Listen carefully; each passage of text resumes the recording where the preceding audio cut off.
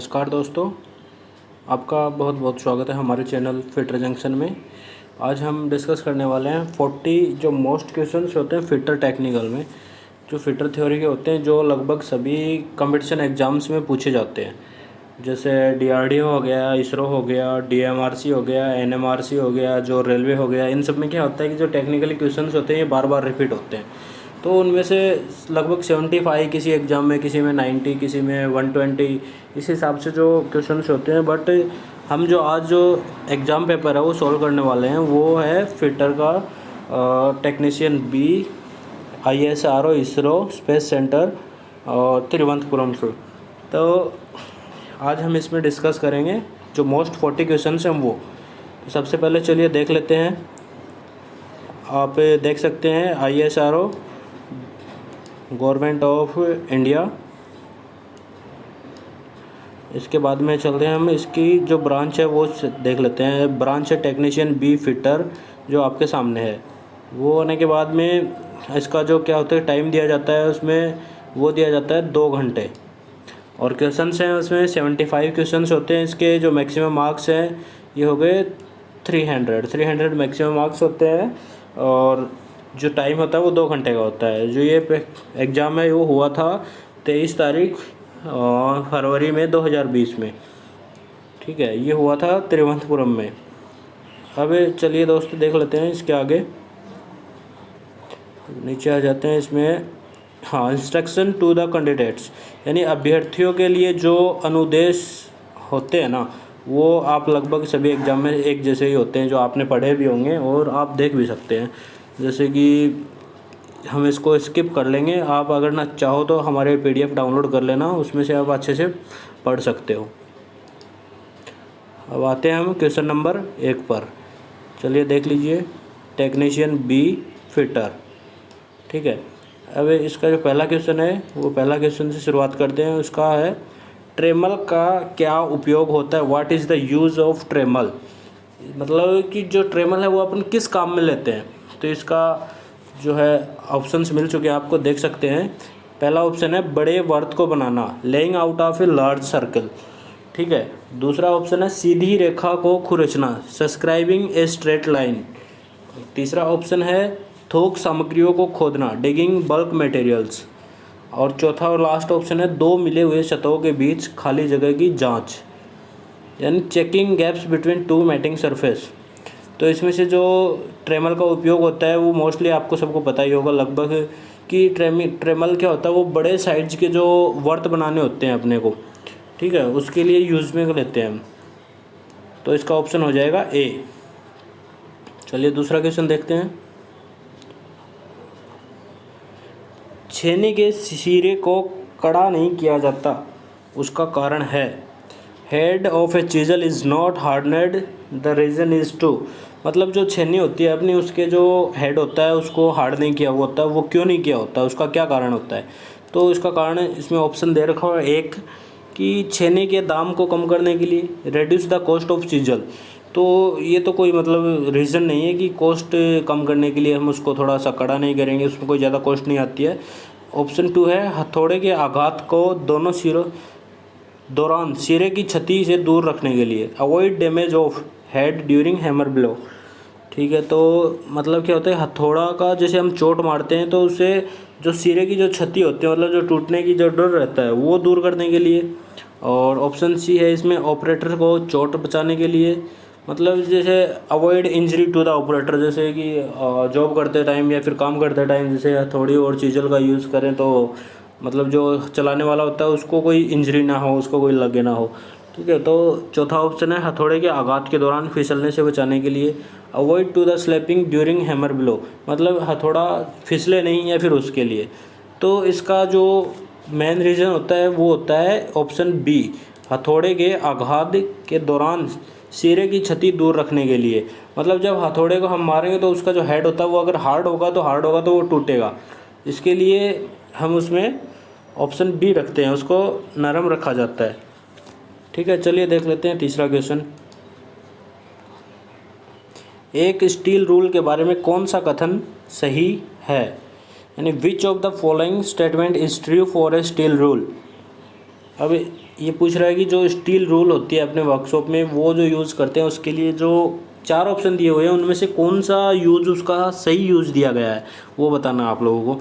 तो वो चलिए देख लेते हैं। पहला ऑप्शन है चिन्हित करने का उपकरण यानी मार्किंग इंस्ट्रूमेंट, और दूसरा यथार्थता उपकरण प्रिसीजन इंस्ट्रूमेंट्स, तीसरा जांच करने का उपकरण चेकिंग इंस्ट्रूमेंट्स, और चौथा और लास्ट है सीधा रीडिंग मापन उपकरण डायरेक्ट रीडिंग मेजरिंग इंस्ट्रूमेंट्स। तो इसका जो आंसर है वो होगा डी, क्योंकि हम प्रत्यक्ष रूप से इसमें माप ले सकते हैं, प्रत्यक्ष रूप से हम माप देख सकते हैं उसके स्केल पे, तो इसके लिए इसका आंसर हो जाएगा डी। चलिए चौथा क्वेश्चन देख लेते हैं। चौथे क्वेश्चन में पूछा गया है निम्नलिखित में से किसका उपयोग मेटिंग टेपर की जांच के लिए होता है, यानी which of the following use to check the final fit of mating tapers. ठीक है, तो इसका ऑप्शन देख लेते हैं। ऑप्शन में दिया गया है लेआउट डाई, और ऑप्शन बी दिया गया है प्रेशन ब्लू, ऑप्शन सी दिया गया है पेनिट्रेटिंग डाई, ऑप्शन डी दिया गया है लैपिंग कंपाउंड। ठीक है, तो इसका ऑप्शन सही होगा कि जैसे देख सकते हैं हम फिट की जो जांच होती है ना, फिट की जांच, उसके लिए कौन सा यूज़ किया जाता है। ठीक है, कौन सा मेटिंग, तो उसके लिए हम देखेंगे कि ऑप्शन 4 में बी जो ऑप्शन है प्रेशन ब्लू जो हमें मिल रहा है, जो 2 पार्टों को चेक करते हैं उसके लिए ये यूज़ किया जाता है उसमें से। तो इसमें से जो ऑप्शन है वो हमारा ऑप्शन बी सही हो जाएगा, प्रेशन ब्लू। ठीक है, चलिए देखते हैं अगला क्वेश्चन। अगला क्वेश्चन है एक जेनिक कैलिपर के लिए निम्नलिखित में से कौन सा सही है, यानी which of the following is true for a jenny caliper. इसमें पूछा गया है कि 4 ऑप्शन दिए गए उनमें से कौन सा कथन जेनिक कैलिपर के लिए सही है। ठीक है, तो चलिए देखते हैं। ऑप्शन ए है इसमें से काम के किनारे से विशेष दूरी पर एक रेखा खींचने के लिए, to draw a line at a set distance from the edge of the work. Option B दिया गया है अंदरूनी खांचे की व्यास की जांच के लिए, to check the diameter of an internal groove. और इसमें तीसरा ऑप्शन देख लेते हैं। तीसरे ऑप्शन में क्या मिला है, बाह्य व्यास के केंद्रीकरण की जांच के लिए। और चौथा ऑप्शन दिया गया है टेपर के कोण की जांच के लिए, to check the angle of a taper. तो इसमें से ऑप्शन देखते हैं, तो हम एक बार जैसे नज़र घुमाई जाए तो ऑप्शन ए हमारा सही जाएगा कि काम के किनारे से, मतलब जेनिक कैलिपर की एक टांग थोड़ी सी मतलब मुड़ी हुई होती है, एक दूसरी तरफ जो लाइन खींचने के काम में यूज़ होती है, उसके लिए कि काम के किनारे से विशेष दूरी पर रेखा खींचने के लिए। तो इसमें हमारा ऑप्शन ए सही हो जाएगा। चलिए देखते हैं नेक्स्ट क्वेश्चन। नेक्स्ट क्वेश्चन है वेधन के समय छेद के केंद्र को चिन्हित करने के लिए प्रयुक्त हस्त उपकरण निम्न में से कौन सा है। मतलब जो अपन ड्रिल यूज़ करेंगे, जैसे किसी हॉल में किसी पार्ट में ड्रिल होल करना अपने को, तो ड्रिल होल करने से पहले जो कौन सा ऑपरेशन, जैसे हम पंचिंग का ऑपरेशन करते हैं, तो वो पंचिंग के ऑपरेशन के लिए हमें कौन सा पंच यूज़ किया जाएगा वो पूछा गया है इसमें। तो इसमें ऑप्शन ए है सेंटर पंच, ऑप्शन बी है डॉट पंच, ऑप्शन सी है ड्राइव पंच, और ऑप्शन डी है ए और बी दोनों। तो इसमें से देखा जाए तो ऑप्शन हमारा सेंटर पंच और डॉट पंच दोनों यूज़ कर सकते हैं हम। तो ऑप्शन ए और बी हमारा इसमें से सही जो होगा 6 नंबर में, वो ऑप्शन ए और बी दोनों सही है। इसके लिए हमें ऑप्शन मिलता है नंबर 4, तो कि ऑप्शन हो जाएगा इसमें डी।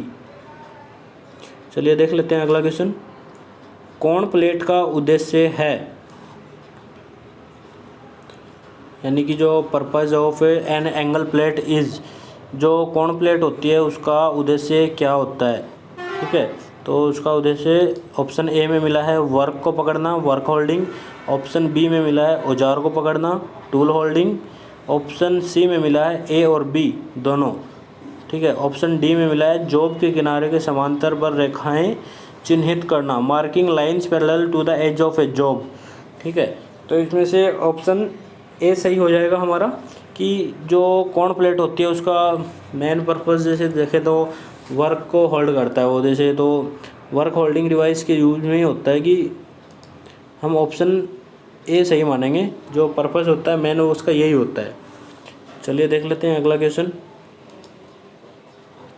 क्वेश्चन नंबर 8, निम्न में से कौन सा हथौड़ा नरम आघात के लिए उपयोग होता है। Which is the following hammer is used for a softer blow, मतलब जो नरम आघात करना होता है हमें उसके लिए कौन सा हथौड़ा यूज़ करेंगे। उसके लिए से पहला ऑप्शन दिया गया है स्लेज हथौड़ा, और दूसरा दिया गया है रबड़ हथौड़ा, तीसरा दिया गया है क्लब हथौड़ा, और चौथा दिया गया है बॉल पिन हैमर यानी बॉल पिन हथौड़ा। तो इसमें से जो अपने को नरम आघात करना होता है, मतलब जैसे किसी पे कम चोट पहुंचानी होती है, तो उसके लिए हमें यूज़ करेंगे ऑप्शन नंबर बी, रबड़ का जो हथौड़ा होता है वो यूज़ करेंगे। ठीक है, तो वो अपना दोस्तों ये बी ऑप्शन है वो करेक्ट हो जाएगा। चलिए देखते हैं आगे का क्वेश्चन। आगे 9 के क्वेश्चन में देखें तो एक 4 सेंटीमीटर त्रिज्या और 9 सेंटीमीटर ऊंचाई के ठोस धातु के बेलन को पिघलाकर पुनः 3 सेंटीमीटर त्रिज्या के गोलों को बनाया जा सकने वाले गोलों की संख्या कितनी होगी। इसमें मतलब पूछिए है कि जो 4 सेंटीमीटर की त्रिज्या के और 9 सेंटीमीटर ऊंचाई के धातु बेलन मतलब गोलाई का कुछ पार्ट है उसको पिघलाकर हमें फिर से 3 सेंटीमीटर त्रिज्या के गोलों को बनाना है, तो वो कितने बनेंगे। तो इसमें हम जैसे सॉल्व करके मैं आपको बताऊंगा। वैसे मैथ के लिए अभी मैं जितने भी मैथ्स के क्वेश्चन हैं उनके लिए अलग से वीडियो बना रहा हूँ, तो आप वो भी देख सकते हैं। बट इसमें जो ऑप्शन है वो ऑप्शन होगा सी, हम जो 4 गोले आराम से उसमें बना सकते हैं। ठीक है, चलिए अगला क्वेश्चन देख लेते हैं। एक रेती के काटने की प्रक्रिया, क्वेश्चन नंबर 10। ठीक है, एक रेती के काटने की प्रक्रिया पर आधारित नहीं होती है। A cutting action of a file does not depends upon, मतलब किस पर आधारित नहीं होती है।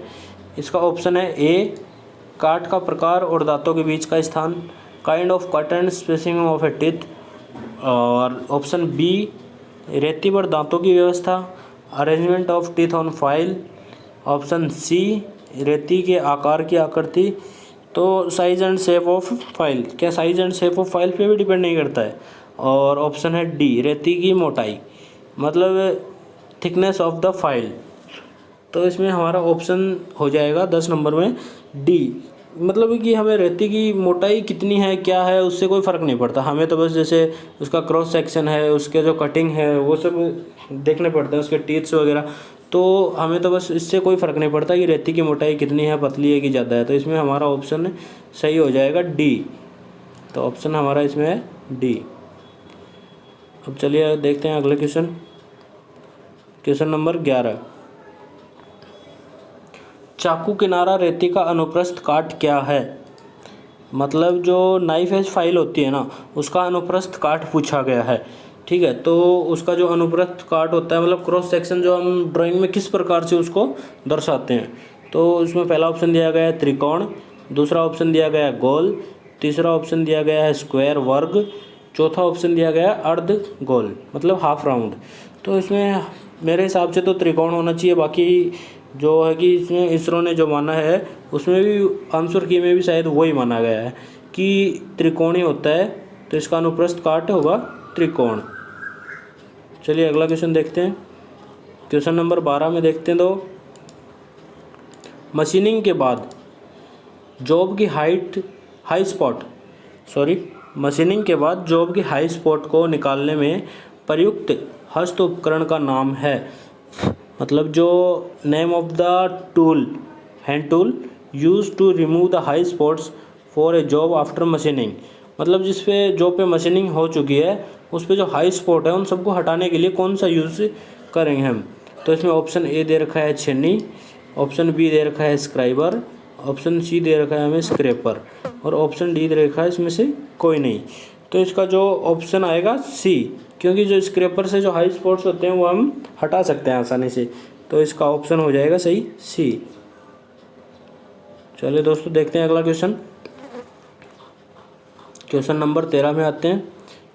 क्वेश्चन नंबर 13 में लोहाकार आरा हेक्सा के दांतों को बाएं और दाएं पार्श्व में वैकल्पिक रूप से व्यवस्थित करने की प्रक्रिया को कहते हैं, मतलब कि जो अपने हेक्सा ब्लेड होती है उसमें एक दांता इधर एक दांता उधर बाएं दाएं जैसे हम जो सेट करते हैं उस जो प्रक्रिया उस प्रक्रिया को क्या बोलते हैं उसने पूछा है। तो इसमें ऑप्शन दे रखा है हमें ए, ऑप्शन ए दे रखा है दांतों को ब्रश करना, जो कि सही नहीं है, गलत है। दांतों का सख्तीकरण मतलब हार्डनेस ऑफ टीथ, ये भी सही नहीं लगता मेरे को, ये भी गलत है। एक होता है टीथ सेटिंग, मतलब जो दंत विन्यास मतलब दांतों की सेटिंग, वो होता है जो कि मतलब धातु को आराम से काट सके, ब्लेड वगैरह फंसे नहीं। इसके लिए तो हम ऑप्शन सी का सही मानेंगे। तो ऑप्शन हमारा इसमें सही हो जाएगा सी, दंत विन्यास, टीथ सेटिंग। चलिए देखते हैं अगला क्वेश्चन। निम्नलिखित में से कौन सा बेंच वॉइस के लिए सही नहीं है? विच of the following is not true for bench voice? मतलब बेंच वॉइस की बॉडी ढलवा लोहे से बनी है और जबड़े स्टील से बने हैं, क्या ये बात सही नहीं है? ऑप्शन बी, मशीनिंग और फिटिंग के दौरान जॉब को जोर से पकड़ने के लिए उपयोग किया जाता है। और ऑप्शन सी, जॉब को सख्ती से पकड़ने के लिए जबड़े के प्लेटों में गांठ। ऑप्शन डी, वर्क के बेंच को एक नट बोल्ट व्यवस्था से फिट किया जाता है। तो इसमें ऑप्शन होगा हमारा डी। जैसे क्या होता है कि नट बोल्ट की व्यवस्था से, जो एक नट बोल्ट पूछा मतलब बताया गया इसमें एक नट बोल्ट, तो यार हम एक नट बोल्ट पे तो मतलब वॉइस को सेट नहीं कर सकते पूरा, तो इसमें ऑप्शन हमारा हो जाएगा डी। चलिए देखते हैं अगला क्वेश्चन। बेधन मशीन स्पिंडल को नोज से टेपर दंड टूल को निकालने के लिए प्रयुक्त वेज जैसे टूल को कहते हैं। मतलब a wedge like tool is removing the taper shank tool from the nose of drilling machine spindle is called.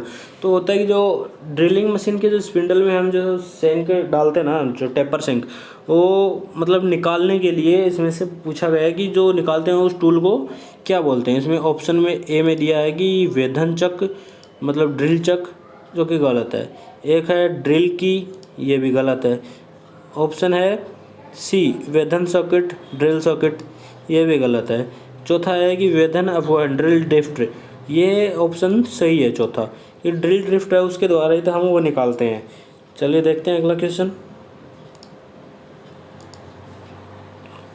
Question number 16, एक छेद में नल लगाने के लिए छेद का आकार होना चाहिए।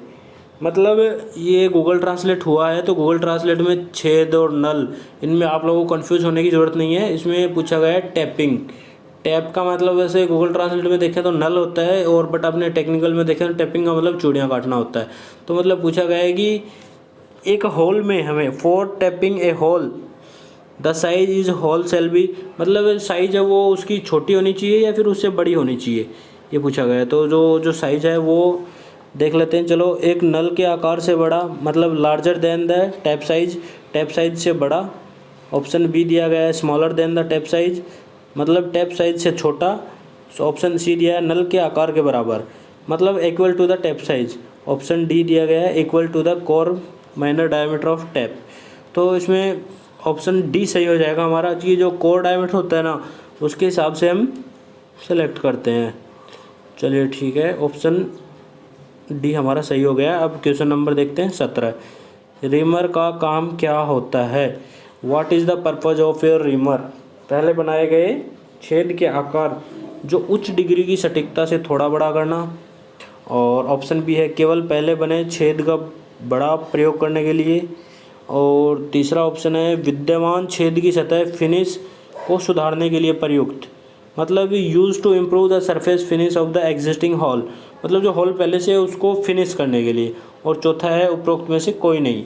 तो इसमें हमारा ऑप्शन हो जाएगा ए सही, जो पहले से बनाया गया जो हॉल होता है उसको उच्च डिग्री मतलब कि थोड़ा previously formed hall A small amount with high degree accuracy, जो मतलब अधिक सटीकता में जो साफ़ करता है और जो हल्का मेटल काटता है वो होता है रिमर। ठीक है, ऑप्शन ए हमारा सही हो जाएगा। चलिए देखते हैं आगे का 18 नंबर में वर्नियर बेवल प्रोटेक्टर का क्या उपयोग है? What is the use of vernier bevel protector? ठीक है, तो इसमें ऑप्शन ए है टेपर कोण का परिशुद्ध मापन। ऑप्शन बी है टेपर कोण का लगभग मापन। ऑप्शन सी है सतही अनियमितताओं का परिशुद्ध मापन। ऑप्शन डी है उपरोक्त में से कोई नहीं। तो इसमें जो क्या होता है कि accurately measure of the angle of taper, जो मतलब हमें जो कोई एंगल माप करना होता है वो एक्यूरेटली, जैसे कि एक्यूरेसी में वर्नियर बेवल प्रोटेक्टर से हम माप सकते हैं। तो इसमें ऑप्शन हमारा ए सही हो जाएगा। चलिए देखते हैं आगे का क्वेश्चन। आते हैं 19 नंबर। एक माइक्रोमीटर में 0.01 mm की सकारात्मक त्रुटि है यानी पॉजिटिव। जब माइक्रोमीटर का मापन 10.41 mm होता है तो सही रीडिंग क्या है। मतलब इसमें पूछा है कि पॉजिटिव उसमें वो है त्रुटि, तो जब 10.41 माप आ रहा है तो उसकी जो सही रीडिंग है वो क्या होगी। तो इसमें सही रीडिंग के लिए ऑप्शन दिया गया है ए जो कि 10.39 mm, option B 10.40 mm, option C 10.41 mm, option D 10.42 mm। तो इसमें हमारा ऑप्शन सही हो जाएगा। जैसे पॉजिटिव जो त्रुटि होती है उसकी क्या करते हैं माइनस कर देते हैं, तो इसमें से 0.1 जैसे माइनस करेंगे तो हमारा ऑप्शन बी सही हो जाएगा 10.40 mm। ठीक है, चलिए देखते हैं 20 नंबर क्वेश्चन।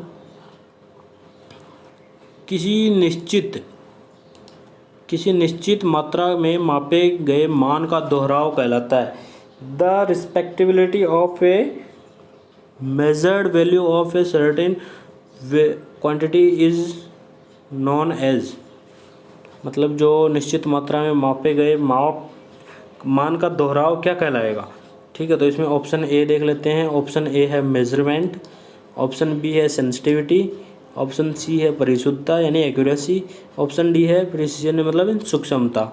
तो इसमें हमारा ऑप्शन डी सही हो जाता है। वो क्या होता है सूक्ष्मता। मतलब कोई माप है वो हमने चेक कर लिया और वो फिर से चेक कर रहे हैं, मतलब दोहराव कर रहे हैं उसी चीज़ का, तो वो सूक्ष्मता से चेक बारीकी से चेक करना होता है, तो उसको बोलते हैं सूक्ष्मता। ऑप्शन हमारा डी सही हो जाएगा इसमें। चलिए देखते हैं अगला क्वेश्चन। Question number 21। एक माइक्रोमीटर में रेचेट स्टॉप का काम है। मतलब purpose of a ratchet stop in a micrometer is to. मतलब जो माइक्रोमीटर होता है उसके पीछे जो रेचेट स्टॉप लगा हुआ होता है उसका जो काम है वो क्या होता है, इसमें काम बताया गया है। तो इसमें ऑप्शन ए में दिया गया है शून्य त्रुटि का समायोजन यानी adjust the zero error. Option B दिया गया है दबाव का नियंत्रण control of pressure. Option C दिया गया है वर्कपीस को पकड़ना hold the workpiece. Option D दिया गया है मापन के दौरान माइक्रोमीटर को पकड़ना। तो इसमें क्या होता है कि जो रेचेट दिया जाता है वो एक ज़रूरी नहीं होता कि सभी जो कारीगर होते हैं उनके हाथ का दबाव मतलब एक जैसा हो, तो इसके लिए वो हाथ के दबाव को कंट्रोल करने के लिए दिया गया होता है। इसमें वो रेचेट अपने आप फ्री हो जाता है, जितना दाब लगाना होता है लगा के अपने आप फ्री हो जाता है। इसके लिए हमारा ऑप्शन होगा इसमें बी सही हो जाएगा। चलिए देखते हैं अगला क्वेश्चन। Question number 22। निम्नलिखित में से किस फॉर्मूला का उपयोग वर्नियर कैलिपर के न्यूनतम गिनती का पता लगाने के लिए होता है। MSD यानी मुख्य scale division, VSD vernier scale division. ठीक है, तो इसका जैसे हम आपको पूछा गया है इसमें कि जो मुख्य स्केल डिवीज़न है और जो वर्नियर स्केल डिवीज़न है इनमें से कैसे जो पता लगाया जा सकता है न्यूनतम गिनती का पता लगाने के लिए। तो इसमें ऑप्शन दिया गया है ए एक MSD का मूल्य माइनस एक VSD मूल्य। ठीक है, ऑप्शन बी यानी एक MSD का मूल्य प्लस 1 VSD मूल्य। ऑप्शन सी ए 2 MSD का मूल्य प्लस 2 VSD मूल्य। और ऑप्शन सी 2 MSD मूल्य प्लस 2 VSD मूल्य। ऑप्शन डी 1 MSD मूल्य माइनस 2 VSD मूल्य। तो इसमें हमारा ऑप्शन ए सही हो जाएगा। मेरे हिसाब से ए ही होना चाहिए और बाकी आंसर की में भी ए ही सही माना गया है, तो इसका जो ऑप्शन है वो हमारा ए सही हो जाएगा। चलिए आगे का क्वेश्चन देखते हैं। Question number 23। वर्नियर कैलिपर से कितनी परिशुद्धता में मापन किया जा सकता है। मतलब जो वर्नियर कैलिपर है हमारा उससे उसकी जो एक्यूरेसी पूछी गई है, उसकी जो एक्यूरेसी है वो कितनी होती है। तो ये जो नॉर्मल सा क्वेश्चन है ये लगभग बार बार भर्तियों में मतलब बार बार कंपटीशन एग्जाम में रिपीट होता रहता है। तो इसका तो जो फिटर की जो थ्योरी जिसने पढ़ी है वो आराम से जिसको सब आराम से पता होता है कि इसका जो एक्यूरेसी होती है वर्नियर कैलिपर की वो कितनी होती है। ठीक है, तो इसका जो ऑप्शन एक है चलो देख लेते हैं 0.02 mm और ऑप्शन बी है 0.05 mm और ऑप्शन सी है 0.001 mm ऑप्शन डी है 0.10 mm। तो इसमें हमारा ऑप्शन ए सही हो जाएगा 0.02 mm। चलिए देखते हैं next question.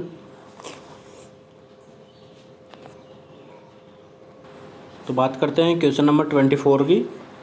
Which is not true for a wire gauge, मतलब जो वायर गेज है उसके लिए कौन सा कथन सत्य नहीं है। तो इसमें ऑप्शन दिया गया हमें ए, वायर के मोटापे के मापन के प्रयुक्त, मतलब जो उसकी जो वायर की जो मोटाई होती है वो यूज़ करने के लिए।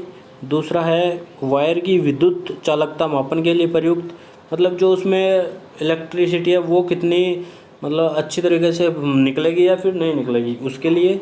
या फिर ऑप्शन सी दिया गया एक स्टील चक्कर जिसमें कई छेद और स्लॉट दिए गए हैं। ऑप्शन डी दिया गया एक चक्कर में प्रत्येक स्लॉट और छेदों को उसके आकार से चिन्हित किया गया है। तो इसमें ऑप्शन ए हमारा जो है वायर के मोटापे मापन के लिए प्रयुक्त है, मतलब वायर गेज का सही यूज है। इसमें पूछा गया है कि नॉट ट्रू, मतलब कौन सा कथन सही नहीं है। ठीक है, तो क्वेश्चन पे ध्यान दीजिए। तो मतलब ये जो वायर गेज होता है वो मतलब ऑप्शन जो बी ए में दिया गया है ना कि वायर की विद्युत चालकता मापने के लिए प्रयुक्त, तो विद्युत चालकता नहीं मापता है। ठीक है, तो 24 नंबर में बी का जो ऑप्शन है वो हमारा सही हो जाएगा। चलिए देखते हैं अगला क्वेश्चन।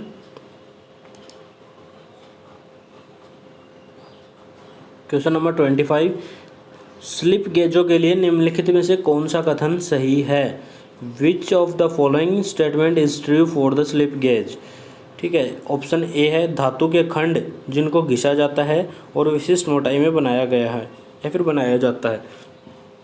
ऑप्शन बी सतही फिनिश के मापन के लिए प्रयुक्त। ऑप्शन सी दो सतहों के बीच सूक्ष्म वायु रिक्तता को मापने के प्रयुक्त। ऑप्शन डी स्लिप गेजों को जब एक के ऊपर एक रखा जाए और वांछित लंबाई में हमेशा त्रुटि देता है। तो इसमें से ऑप्शन हमारा देखें ना तो ए सही होगा, जिसमें धातु के खंड जिनको घिसा जाता है और विशिष्ट मोटाई में बनाया जाता है। ठीक है, ये कथन हमारा सही है 25 में, तो ऑप्शन ए हमारा सही हो जाएगा। इसके बाद चलिए देखते हैं अगला क्वेश्चन। क्वेश्चन नंबर 26 में धातु शीट धातु की मोटाई बताने वाली संख्या को कहते हैं। मतलब जैसे आप लोगों ने नॉर्मली एक छोटी सी चीज़ बताऊं, आप लोगों ने सुना होगा, फिटर में है तो नॉर्मली बहुत सी बार सुना होगा कि जैसे कोई चद्दर होती है अपनी जो लोहे की या फिर एमएस की या फिर जो भी है एसएस की, उसमें हम उसकी जो आकार है उसकी जो मोटाई है उसको हम किस मात्रा में मापते हैं, मतलब ठीक है, उसको बताने वाली संख्या को क्या कहते हैं। तो हम नॉर्मल से अपने वे में हमें बहुत से बचपन से सुनता है जैसे मतलब कितने गेज की चद्दर है। ठीक है, तो चद्दर है वो कितने गेज की है, मतलब वो गेज में मापी जाती है। तो इसमें ऑप्शन ए दिया गया है सीट आकार, option B wire size, option C gauge, option D उपरोक्त में से कोई नहीं। तो हमारा ऑप्शन सी है वो सही हो जाएगा, ऑप्शन सी हमारा गेज सही है। चलिए देखते हैं अगला क्वेश्चन। क्वेश्चन नंबर 27,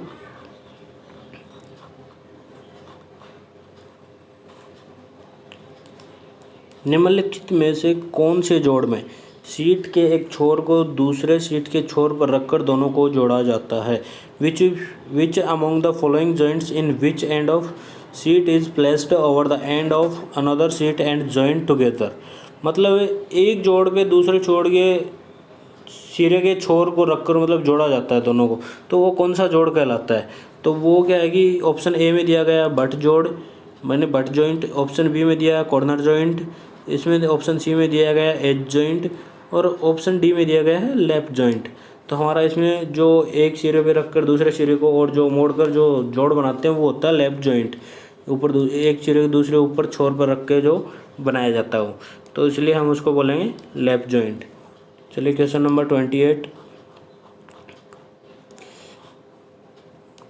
एक धातु के टुकड़े को गर्म करके और फिर हथौड़े से मारकर वांछित आकार देने की प्रक्रिया को कहते हैं। मतलब the act of giving a desired shape of a metallic piece by heating and hammering the same is called. मतलब जो धातु का टुकड़ा उसको गर्म किया फिर उसको पीट कर कुछ मतलब आकार दिया, उसको क्या बोलेंगे। तो इसमें ऑप्शन ए में दिया गया स्लॉटिंग, ऑप्शन बी में दिया गया ब्लैंकिंग, ऑप्शन सी में दिया गया फोर्जिंग और ऑप्शन डी में दिया गया डीप ड्राइंग। तो ऑप्शन हमारा सी है, जो हम फोर्जन बोलते हैं, जैसे भट्टी में उसको गर्म किया, फिर गर्म करके थोड़े से पीट पीट के सही किया, जिस आकार में हमें डालना होता है उस आकार में किया। तो इसके लिए हमारा ऑप्शन जो सी है वो सही हो जाएगा, फोर्जन बोलते हैं। ठीक है, अब आते हैं क्वेश्चन नंबर 29 में। क्वेश्चन नंबर 29 में पूछा गया, निम्न में से कौन सा कार्य वेधन मशीन से नहीं किया जा सकता। यानी जो ड्रिल मशीन है उससे ऐसा कौन सा कार्य जो नहीं किया जा सकता है।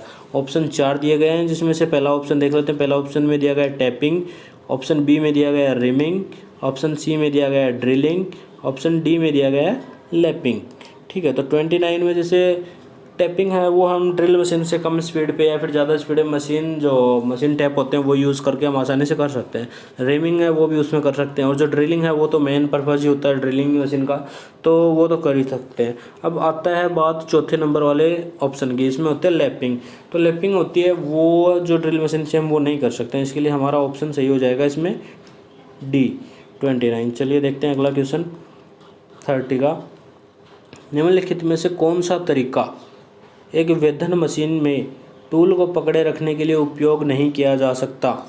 मतलब which of the following method is not use to hold the tool in a drilling machine. तो जो ड्रिल मशीन में जो टूल है वो पकड़ने के लिए कौन सा तरीका यूज़ नहीं किया जा सकता।